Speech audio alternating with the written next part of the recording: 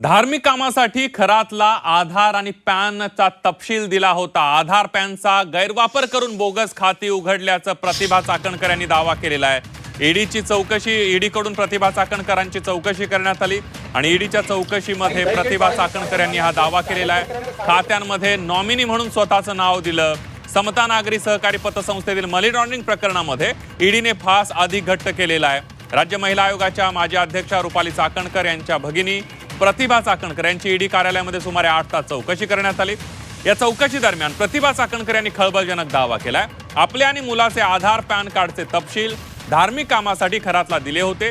या कागदपत्रांचा गैरवापर करून खरातने बनावट खाते उघडली असा दावा त्यांनी केलेला आहे। या खात्यांमध्ये खरात याचे नाव नॉमिनी म्हणून दाखवण्यात आला असून याचे खातं उघडताना त्याचा मोबाईल नंबर वापरल्याचाही दावा त्यांनी केलेला आहे। 2021 मध्ये जमा झालेले सुमारे 26 लाख रुपये विशेष खात्यात वळवून 2024 पर्यंत ठेवून सुमारे 40 लाख रुपये परतावा मिळवल्याचा ईडीला संशय आहे। या प्रकरणामध्ये ईडीने त्यांचा मुलगा तन्मय चाकणकर यालाही समन्स बजावलाय।